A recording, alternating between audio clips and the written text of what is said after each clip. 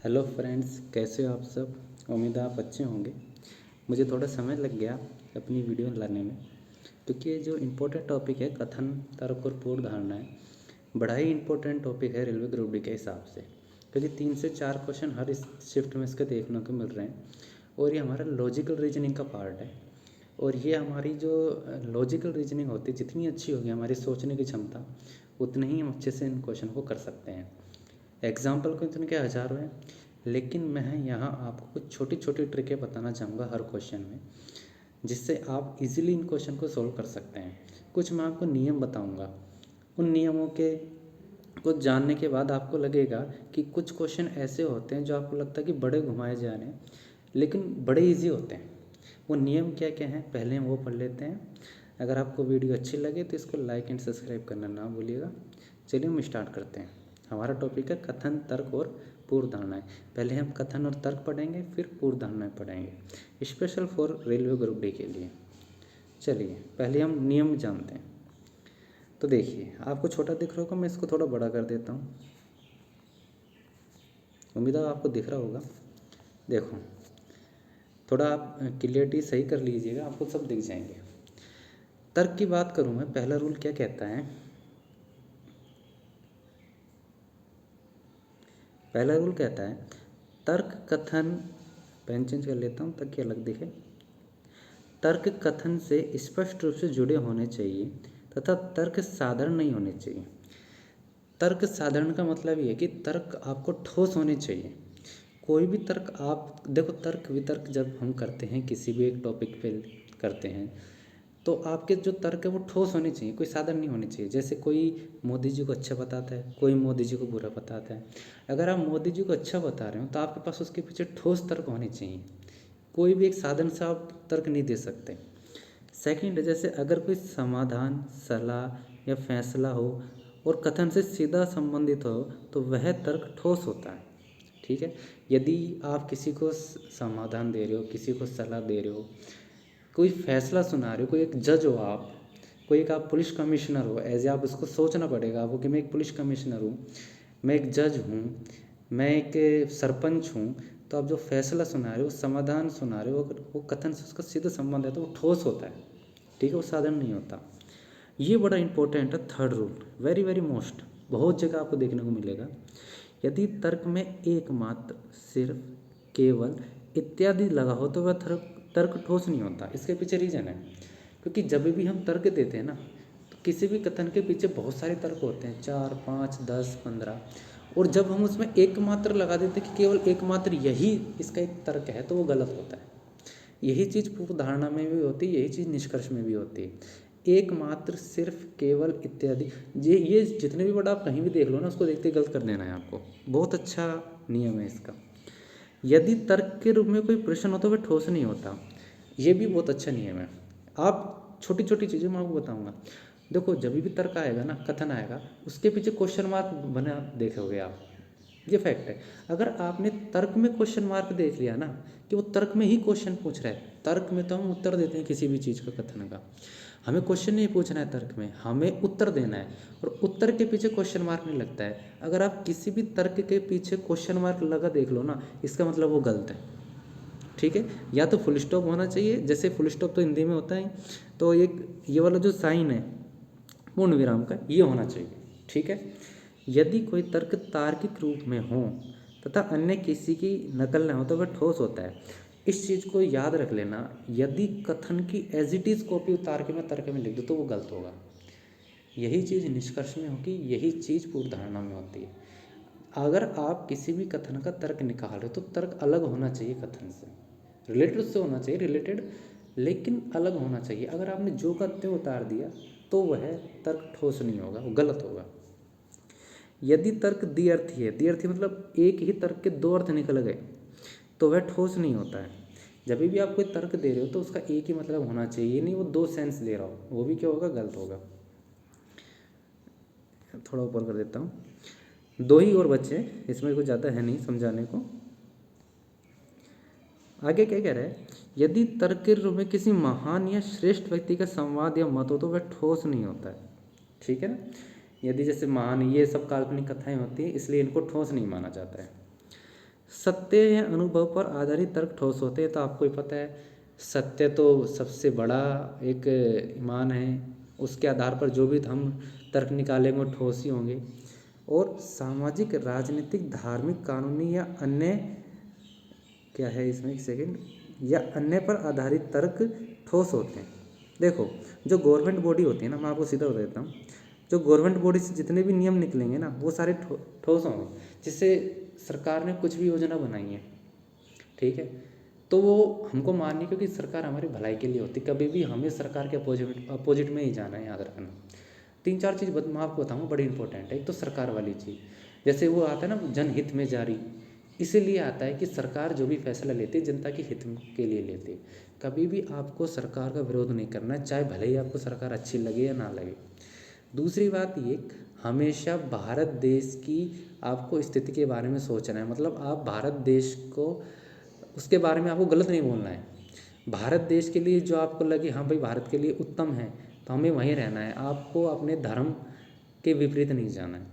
तीसरी चीज़ सबसे इम्पोर्टेंट ये है कि किसी भी देश से हमें तुलना नहीं करनी है। अगर जहाँ भी कहीं तुलना आ रही है ना कि भारत ब्रिटिश से इसलिए अलग है, तो तुलना हमेशा गलत होती हैं। वेरी वेरी इंपॉर्टेंट है, जहाँ भी आपको तुलना मिल जाए ना दो चीज़ों की, उसको देखते ही गलत कर देना। तुलना वाले सारे तर्क गलत करनी है आपको। चलिए अब क्वेश्चन पे आते हैं, बड़े आराम से करेंगे, जल्दबाजी नहीं है। मैं आपको हर क्वेश्चन में समझाता भी जाऊँगा कि क्यों गलत है क्यों सही है और आपको क्या ध्यान रखना है।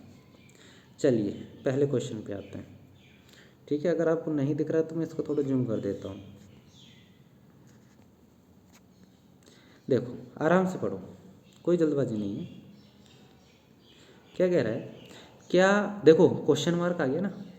अगर आप जहाँ में, हो सकता है टाइपिंग में कभी कभी मिस्टेक हो जाती है, जहाँ क्वेश्चन मार्क नहीं है आप खुद से इमेजिन कर लेना, क्योंकि जब भी तर्क और कथन आएंगे तो कथन में हमेशा क्वेश्चन मार्क आएगा, कभी भी आप देख लेना।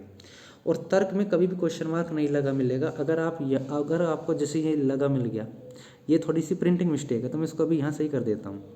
इसको आपको हटाना है, ठीक है, ये मिस्टेक है, ये प्रिंटिंग मिस्टेक है। ओके ओके, मैं आपको बता दूंगा जो प्रिंटिंग मिस्टेक होगी या नहीं है, या फिर चला के लिखा गया है, मैं सब आपको बता दूँगा, ठीक है। अब देखो यहाँ क्वेश्चन मार्क है, यहाँ नहीं है और यहाँ नहीं है, ठीक है।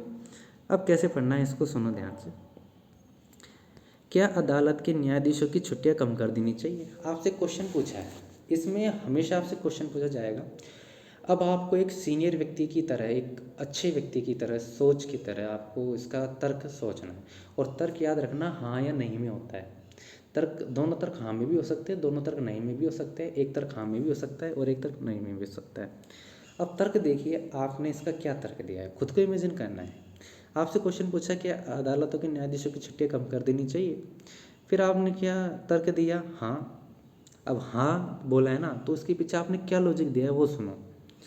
हाँ, इससे न्यायिक प्रक्रिया में तेजी आएगी, बिल्कुल आपने सही कहा है, और बहुत से लोगों को वांछित समय में न्याय मिल सकेगा, बिल्कुल सही बात है, आपने तर्क ठोस दिया है ये, क्योंकि आपने हाँ, एक तो हाँ बोला है और फिर हाँ के पीछे भी लॉजिक अच्छा दिया है कि न्यायिक प्रक्रिया में तेजी आएगी, छुट्टियाँ कम होंगी तो, और बहुत से लोगों को कम समय में समय मिलेगा, क्योंकि हमारे आपने देखा होगा बहुत लंबा टाइम लग जाता है किसी को भी न्याय मिलने में, बिल्कुल सही बात है।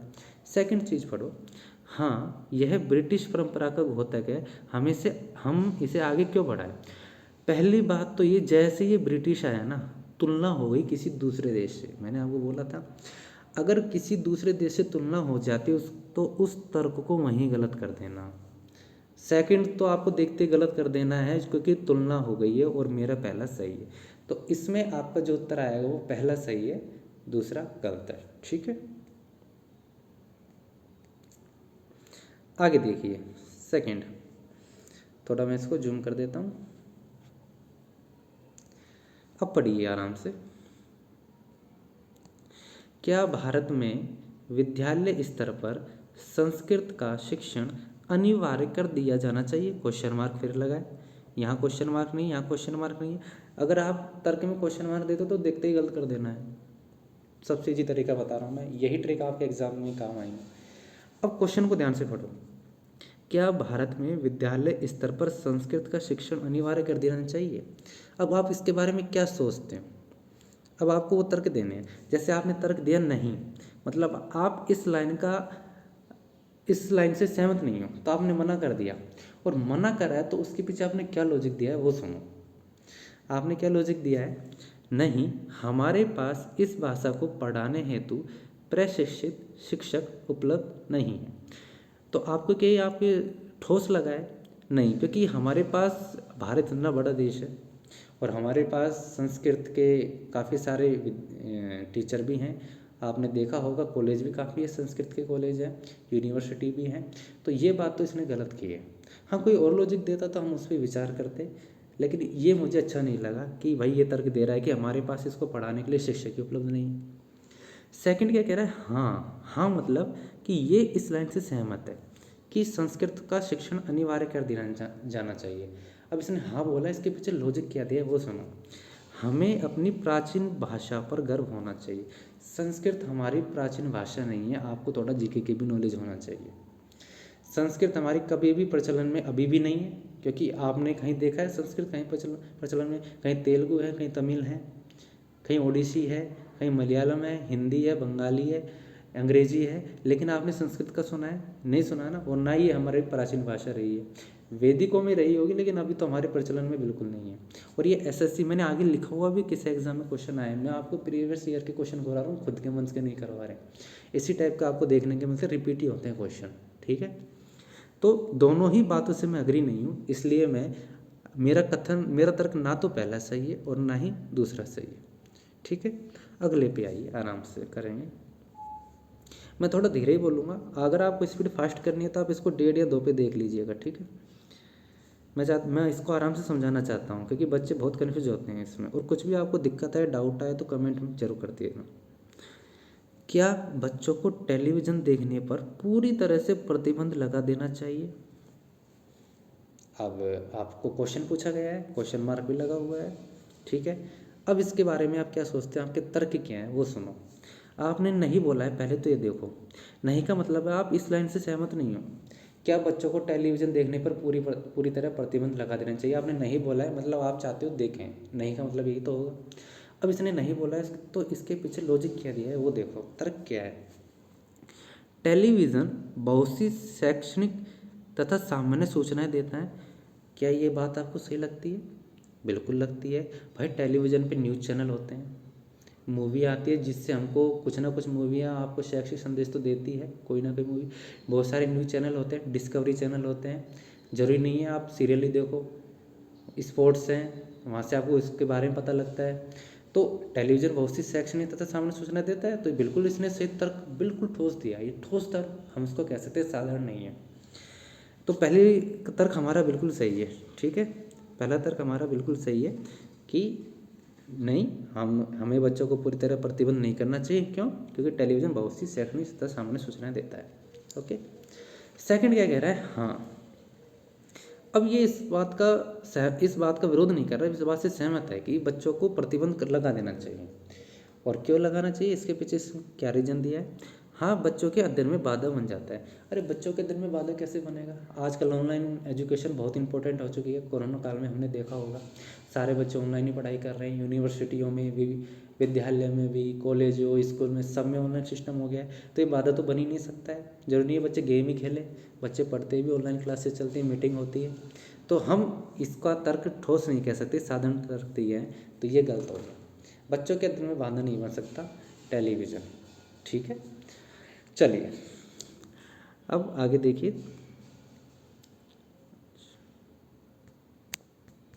ये थोड़ा, एक सेकंड,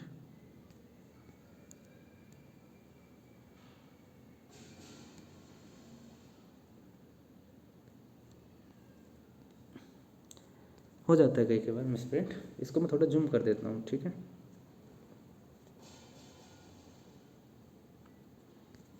ओके, देखिए क्या कहना चाह रहा है।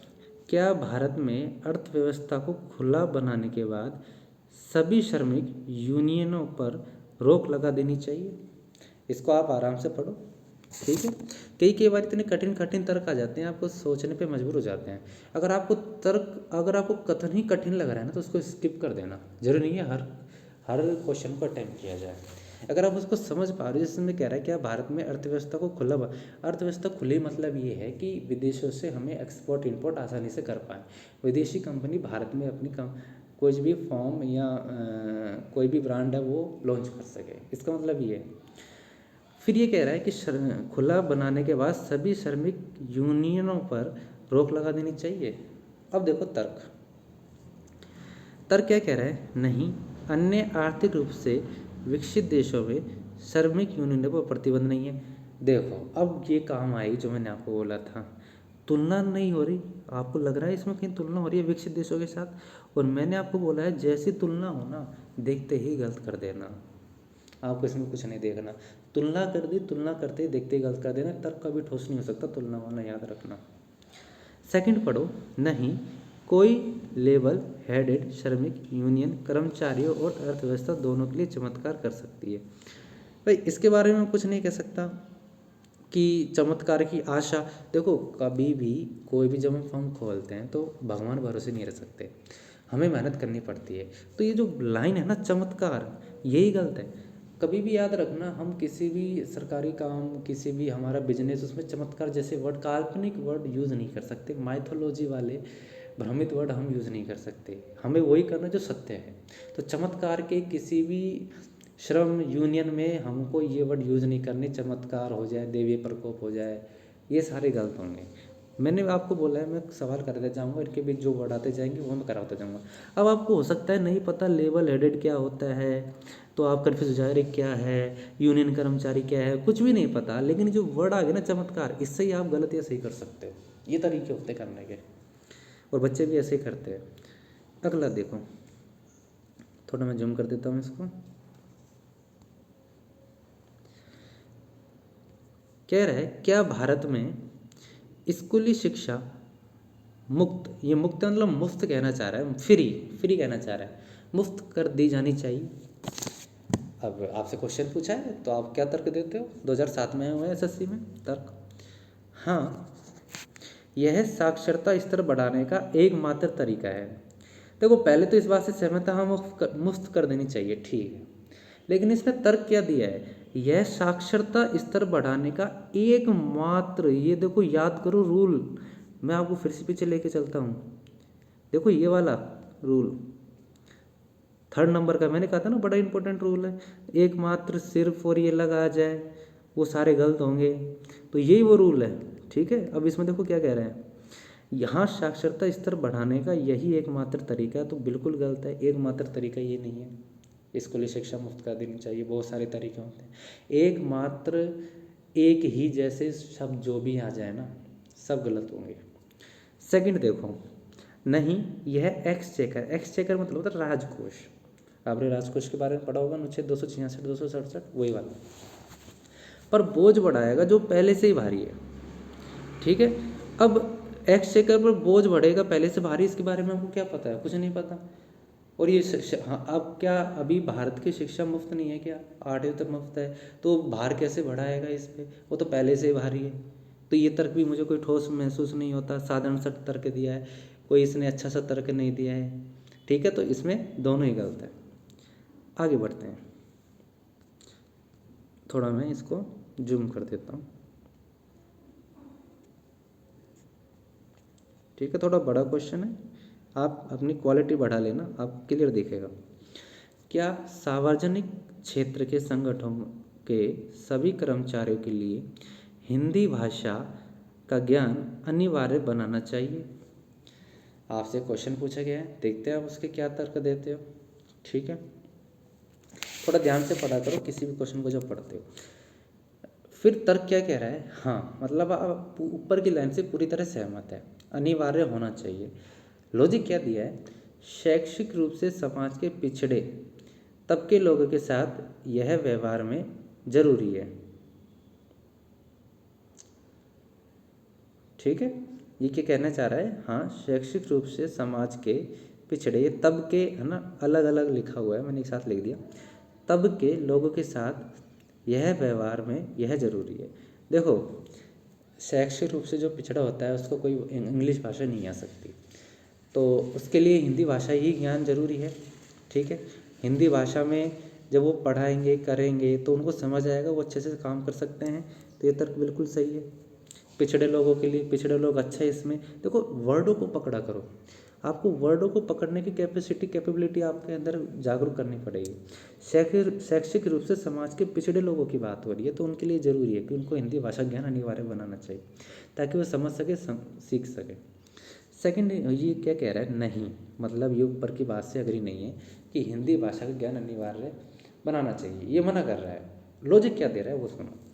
सभी कर्मचारियों के लिए हिंदी भाषा का ज्ञान होना जरूरी है। ये जरूरी कोई है सभी कर्मचारी हिंदी भाषा का ज्ञान हो, नहीं भी हो सकता किसी को। तो ये तर्क तो मुझे ठोस नहीं लगता कि किसी के ऊपर हम आरोपित कर दे कि नहीं तू तो सीख, हिंदी सीख, तो हिंदी सीख और कुछ मत सीखे, ऐसे हम नहीं कह सकते। तो पहला सही है, दूसरा गलत है। अगला देखिए,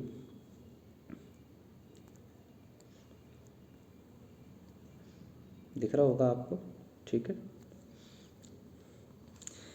क्या बलात्कार और यौन उत्पीड़न की बढ़ती हुई घटनाओं के कारण महिलाओं को रात में अकेले यात्रा नहीं करने की सलाह दी जानी चाहिए? ठीक है, महिलाओं के ऊपर सवाल है। याद रखना, महिलाओं के बारे में पॉजिटिव सोच रखनी है, नेगेटिव बिल्कुल नहीं रखनी है। मैं आपको खास तौर से बता दे रहा हूँ, कहीं आपके मन में कुछ भी धारणा हो महिलाओं के लेकर, लेकिन एग्जाम में पॉजिटिव रखनी है, कथन तर्क में। अब सलाह दी जा रही है कि भाई बढ़ती बलात्कार यौन उत्पीड़न की घटना होती सभी को पता है, तो उनको रात में यात्रा नहीं कर देनी चाहिए अकेले में, ऐसी सलाह दी जानी चाहिए। तो आपने क्या तर्क दिया है? नहीं, आप मना कर रहे हो, मतलब इस बात से अग्री नहीं हो कथन से। रीजन क्या दे रहे हो? इसके बजाय सरकार को ऐसी घटनाओं को नियंत्रण के उपाय करने चाहिए। बिल्कुल सही कह रहा है। अरे हम तो ऐसे करके महिलाओं की स्वतंत्रता पे रोक लगा रहे हैं, उनको रात को जाने से मना कर रहे, ऐसे तो और ज़्यादा बढ़ेंगी, और ज़्यादा घटनाएं होंगी। जबकि सरकार ऐसे कदम उठाए जिसने घटनाओं पर नियंत्रण हो तो ज़्यादा अच्छा रहेगा बजाय ऐसी सलाह देने से। तो बहुत शानदार इसने ठोस तर्क दिया है, तो बिल्कुल सही है। सेकंड ये कह रहा है वो सुनो। हाँ हाँ, मतलब ये सलाह ऊपर वाली लाइन से अग्री है कि ऐसी सलाह होनी चाहिए कि वो अकेले में यात्रा ना करे। रीजन क्या दे रहा है उसके पीछे वो सुनो। पुलिस विभाग के लिए ऐसी घटनाओं पर नियंत्रण रखना मुश्किल है। पुलिस विभाग, देखो एक चीज़ मैं आपको फिर बता दे रहा हूँ, सरकारी डिपार्टमेंट में कितने भी विभाग आ जाएं, सभी के बारे में पॉजिटिव थिंकिंग रखनी है, उनके ऊपर ब्लेम मत लगाना। भले ही आपको पुलिस अच्छी ना लगे, भले ही आपको हॉस्पिटल अच्छे ना लगे, लेकिन उनके बारे में जो भी बातें आएंगी आपको पॉजिटिव रहना, उनका विरोध नहीं करना है, विरोध नहीं करना है सरकारी विभागों का। यहाँ कह रहा है ये पुलिस विभाग का विरोध कर रहा है कि पुलिस नियंत्रण नहीं रख सकती ऐसे घटनाओं पे, तो हमें इसको गलत करना है। कहीं आप सोचा हाँ सही बात है, हम न्यूज़ में देखते आए हैं।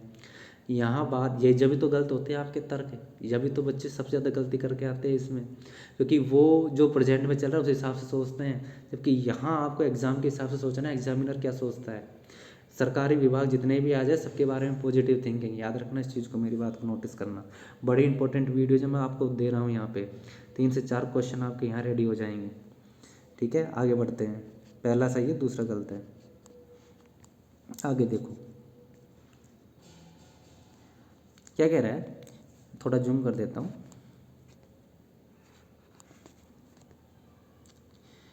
क्या निजी कंपनियों को भारत में यात्री रेलगाड़ी चलाने की अनुमति दे देनी चाहिए? ये लेटेस्ट मुद्दा चल रहा है, 2005 में आया हुआ है, लेकिन ये क्वेश्चन देखो कितने साल पहले आ चुका है आरआरबी में। ये कह रहा है कि निजी हाथों में दे दे रेलगाड़ी को, जो आजकल बहुत चल रही है। अब इसके पीछे लॉजिक क्या दे रहा है वो सुनो। ये कह रहा है हाँ इसके अकॉर्डिंग तो दे देनी चाहिए भाई। रीजन क्या दे रहा है? हाँ, यह भारतीय रेलवे की सेवा की गुणवत्ता को बेहतर बनाएगा, ठीक है, और उन्हें कड़ी प्रतिस्पर्धा का सामना करना पड़ेगा। देखो बिल्कुल, क्या लग रहा है आपको, ये बात सही है या गलत है कि रेलवे को निजी कंपनियों में दे दे? देखो एक चीज़ तो फैक्ट है, जो चीज़ फैक्ट है मैं वही बोलूँगा। सरकारी काम और प्राइवेट कामों में दिन रात का अंतर होता है। जैसे जयपुर जंक्शन को प्राइवेट हाथों में सौंपा है तो उसकी क्वालिटी बढ़ी, सफाई में स्वच्छता आई है। सांगनेर एयरपोर्ट को मैं देखूं यहाँ, तो उसको भी प्राइवेट हाथों में दिया गया है, तो उसकी सिक्योरिटी और उसकी सुविधा में विस्तार हुआ है। तो ये बात तो ठीक है कि भारतीय रेलवे की सेवा की गुणवत्ता तो बेहतर बन जाएगी, 100% सही है, और उसे कड़ी प्रतिस्पर्धा का सामना भी करना कब पड़ेगा, ये भी बिल्कुल सही बात है। तो ये इसने तर्क सही दिया है। आपको ऐसा लग रहा होगा कि भाई निजी हाथों में नहीं जाना चाहिए, लेकिन ये रेलवे की गुणवत्ता ही बढ़ेगी। आपको भी पता है प्राइवेट और सरकारी में फ़र्क पता है, आप हॉस्पिटल भी देख सकते हो, सरकारी हॉस्पिटल चले जाओ, प्राइवेट हॉस्पिटल चले जाओ, आपको दिन रात का अंतर कर लोगे। ठीक है। सेकंड, नहीं नहीं मतलब ये मना कर रहा है कि निजी कंपनियों में मत दो भाई। क्यों?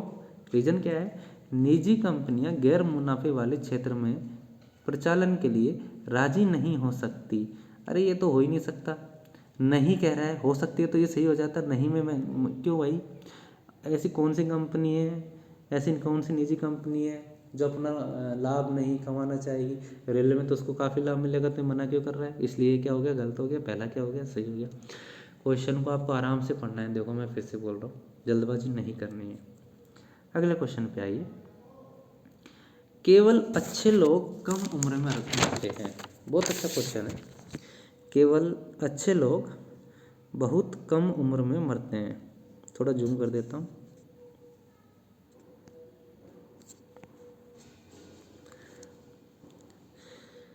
तर्क क्या कह रहा है? कोई अच्छा व्यक्ति वृद्धावस्था तक जीवित नहीं रह सकता। ये वो रूल आ रहे हैं इसमें जो आपने स्टार्टिंग में पढ़े हैं। कथन क्या कह रहा है? तर्क क्या कह रहा है? कोई दूर दूर तक रिलेशन नहीं है। ये कह रहा है कि अच्छे लोग कम उम्र में मरते हैं। ये भरते हैं लिखा है, लेकिन ये मरते हैं। ठीक है, इसको सही कर लेना। ये मैं थोड़ी बहुत मिस्टेक हो जाती है लिखने में, टाइप करने में। मरते, कोई अच्छा व्यक्ति वृद्धावस्था तक जीवित नहीं रहता, ये कोई गारंटी है कि इस बात की? तो यूनिवर्सल ट्रूथ भी नहीं है, सत्य भी नहीं है, और ये कोई तर्क भी है? कोई बेकार सा तर्क है, गलत है, साधारण तर्क है। वृद्धावस्था तक जीवित रहने वाला हर व्यक्ति होती, गलत हो गया तो पहले तो बुरा होता है, ये भी कोई ज़रूरी नहीं है भाई।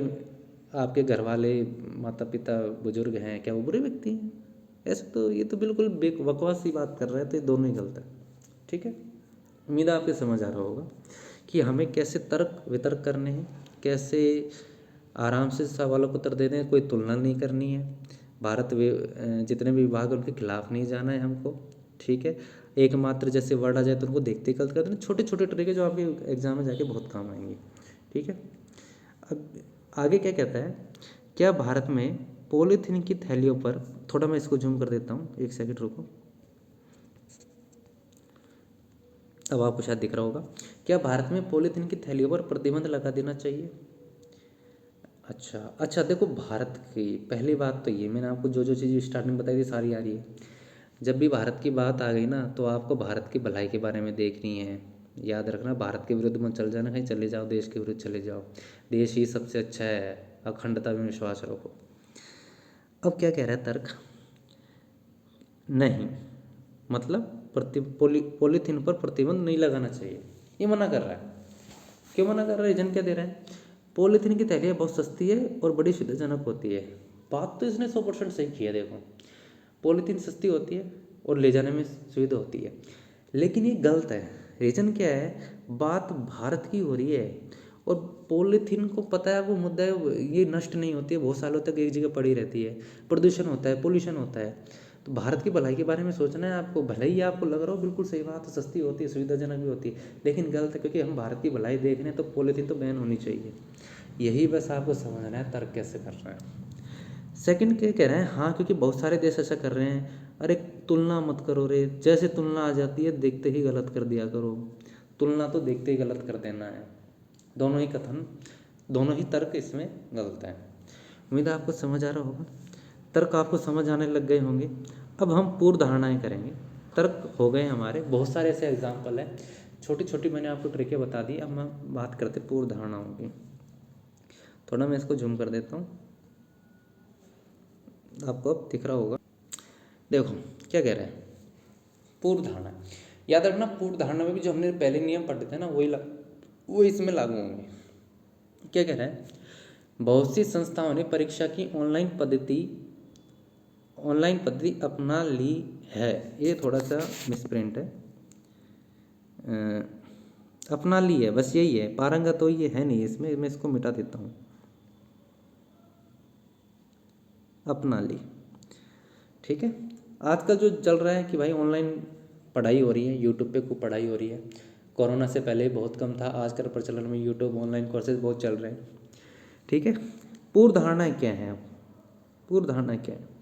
पूर्व धारणा है, ये भविष्य की धारणा होती है जो हमारे मन में चलती रहती है, इनकी वास्तविकता से कोई संबंध नहीं होता। पहली बात तो ये, बस एक हम अजम्पशंस लगा रहे हैं, हम अनुमान लगा रहे हैं कि ऐसा हो सकता है, नहीं भी हो सकता। ठीक है, अब जैसे ये कह रहा है हो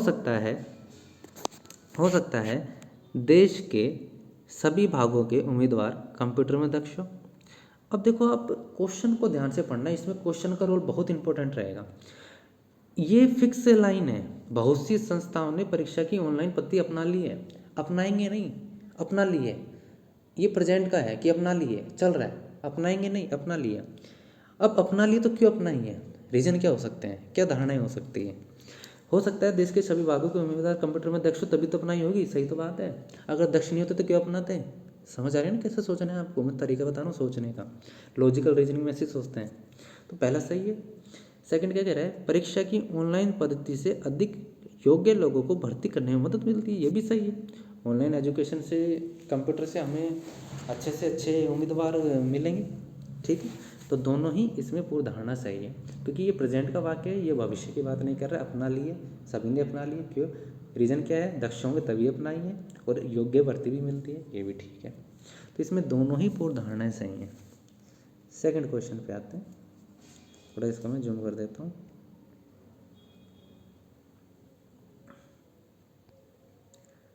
देखिए क्या कह रहा है, सरकार ने आतंकी हमलों के सभी पीड़ितों को मुआवजे के बाहरी पैकेज की घोषणा की। मतलब कर दी गई है, आतंकी हमला हुआ है हमारे देश में, और सरकार ने जो पीड़ित है उनको बाहरी पैकेज की घोषणा कर दी। क्या कारण हो सकता है कि बाहरी पैकेज की घोषणा करी है? सरकार के मन में क्या पूर्व धारणा हो सकती है, वो सोचो, वो सोचना है उनको। तो पहली धारणा क्या हो सकती है? हो सकता है आतंकी ऐसी घटना निकट भविष्य में ना हो। अब आप खुद सोचो, आपको हंसी आ रही होगी कि मुआवजे देकर भविष्य में ऐसी घटना होगी या नहीं होगी, कैसे कह सकते? गलत है ना पूर्व धारणा। तो जरूरी कोई है? मुआवजा मैंने दे दिया, अब आतंकी नहीं आएंगे। मैं आतंकियों को मुआवजा कोई दे रहा हूँ? मैं तो पीड़ितों को दे रहा हूँ, आतंकवादी तो फिर आएंगे। गलत है। सेकंड क्या कह रहा है? यह मुआवजा नागरिकों के मन में वर्तमान सरकार के खिलाफ गुस्से को कम कर सकता है। बिल्कुल सही बात है। आपने देखा होगा, लड़ाई झगड़ा हो जाता है तो समझौता होता है, तो 3-4 लाख रुपए देकर समझौता कर लिया जाता है। क्यों किया जाता है? ताकि गुस्से कम कर सके, रफा दफा कर सके मैटर को। तो सरकार भी ये सोचती है कि भाई अब गलती तो हो गई, आतंकवादी आ गए, गोलियां भी चल गई, तो अब पीड़ित परिवार ज़्यादा उग्रवादी ना हो, तो इससे बढ़िया उनको मुआवजे दे दो और उनको शांत कर दे, मामले को रफा दफा कर दे। हर कोई करता है ये काम। ठीक है, तो ये वाली बात इसकी सही है।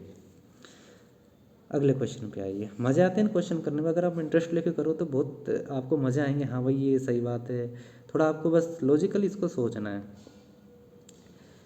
अगला क्वेश्चन देखिए, थोड़ा इसको क्वालिटी बढ़ा लेना। ठीक है, बड़े बड़े क्वेश्चन है, स्क्रीन में नहीं आएंगे। अगर मैं फिर इसको मैं इधर उधर करूँगा लेफ्ट राइट तो आपको भी दिक्कत होगी।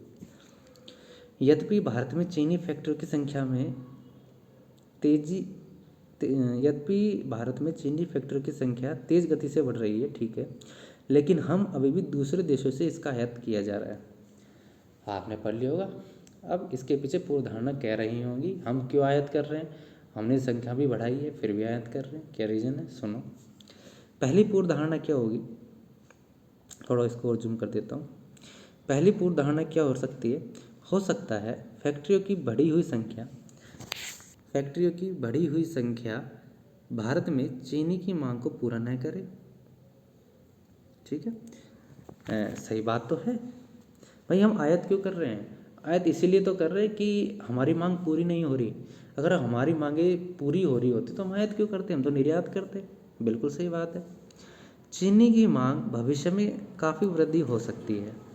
अब देखो, भविष्य में क्या हो क्या नहीं हो किसी ने कुछ नहीं सोचा है। भविष्य की बात जब भी आएगी तो गलत होगा। भविष्य में तो कुछ भी हो सकता है ना, बाढ़ आ जाए, मर जाए, भूकंप आ जाए। भविष्य में क्या हो क्या नहीं हो आपको क्या पता? कुछ नहीं पता। तो ये क्या हो गया? गलत हो गया, ठोस आपकी पूरी धारणा नहीं है। आगे देखो,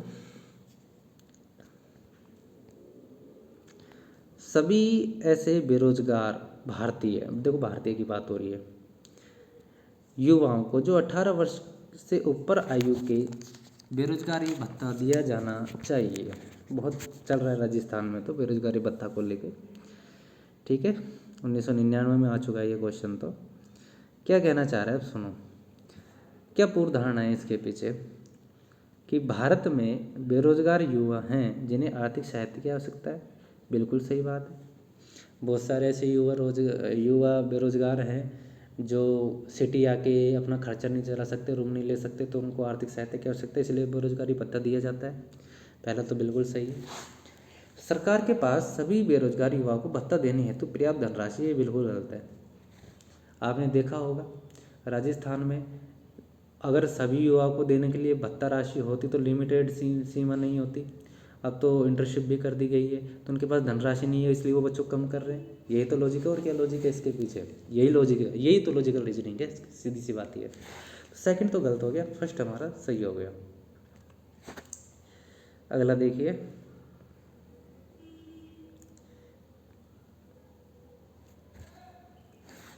सरकारी सहायता प्राप्त स्कूलों में विविध फीस लेने में एकरूपता होनी चाहिए। ठीक है, ये कहना चाह रहा है कि जो सरकारी स्कूल हैं उनमें जो फीस ली जाती है उनमें एकरूपता होनी चाहिए। मतलब ये नहीं कि कुछ सरकारी स्कूल ज़्यादा ले रहे हैं कुछ कम ले रहे हैं, ठीक है, ऐसा नहीं होना चाहिए। इसके पीछे क्या पूर्व धारणा हो सकती है कि एकरूपता होनी चाहिए, ठीक है। देखिए पहला क्या कह रहा है, सरकारी सहायता प्राप्त स्कूलों में विविध फीस लेने में एकरूपता है। देखो आपको नहीं लगता ये ऊपर वाला नीचे वाला कॉपी सी कर दी गई है, सरकारी प्राप्त स्कूल में विविध फीस लेने में एकरूपता है। और मैंने आपको याद करो रूल क्या पढ़ाया था, अगर नकल हो जाए तो उसको देखते ही गलत कर देना। ये नकल से कर दी इसने, कोई नया कोई अपनी तरफ से पूर्व धारणा नहीं दी, ये तो एज इट इज उतार के रख दिया, थोड़ा सा वही फिर कुछ भी एक लाइन काटी और कुछ नहीं कर, तो ये गलत हो गया क्योंकि नकल करिए। सेकंड देखो क्या कह रहा है, सब्सिडी देने के समय सरकार ने फीस के बारे में एकरूपता रखने संबंधी कुछ शर्तें लागू की होंगी। ये भी आप नहीं कह सकते कि इसमें कुछ शर्तें होंगी या नहीं होंगी, कुछ भी हो सकता है। तो ये दोनों पूर्व धारणा आपको देखने में भी लग रहा होगा कि कहीं ना कहीं कथन से रिलेटेड नहीं है, कुछ अलग ही हट के बातें हो रही जबकि कथन में कुछ और बातें हो रही है, इसलिए दोनों ही क्या हो गए, गलत हो गए। अगला देखिए, कह रहा है, बहुत अच्छी लाइन की है इसने, हमें गलतियों से नहीं डरना चाहिए पर हमें उन गलतियों से सीख लेनी चाहिए। बिल्कुल 100% सही बात है। क्या पूर्व धारणा है वो सुन लो। जब हम कुछ कार्य कर रहे हैं तो कुछ गलतियां भी हो सकती, सही बात है। अरे जब हम कुछ कार्य करते हैं तो गलतियां तो हो ही जाती है, तो है नहीं हम कि भगवान है हमसे कोई गलती नहीं होती है, कुछ ना कुछ गलती तो हमसे हो ही जाती है, ठीक है। सेकंड क्या कह रहे हैं, हम अपने गुजरे हुए समय से लाभ उठा सकने में समर्थ हैं और गलती रहित कार्य करने के अवसर बढ़ जाते हैं। गलती रहित कार्य, बिल्कुल सही बात है। जब हम गलती करते हैं तो एक टाइम ऐसा आता है कि हम उससे सबक लेते हैं और वो गलती फिर से नहीं दोहराते हैं, तो बिल्कुल सही कह रहा है। दोनों लाइनें अपने आप में बिल्कुल सही है, तो हमारी दोनों पूर्व धारणा यहाँ क्या है, सही है। आगे देखिए क्या कह रहा है, बहुत अच्छी लाइन फिर से बोलिए कि धन ही किसी, देखो धन ही, केवल धन के बारे में ही चर्चा करनी है। ये छोटी छोटी बातें जो आपको मैं सिखा रहा हूँ, धन के अलावा कोई और बातों पे चर्चा नहीं करनी है वो हमको, केवल धन के, क्योंकि क्लियर लिख दिया धन ही किसी परिवार में सारी समस्याओं की जड़ होती है और कोई नहीं होता। कथन को हमको सत्य मानना है, कथन के खिलाफ नहीं जाना है। जब धन की बात आ रही तो धन में ही रहना है, कहीं और नहीं भटकना है। प्रत्येक समस्या किसी न किसी कारण से होती है, आपको लगेगा कि सही बात है लेकिन ये गलत है।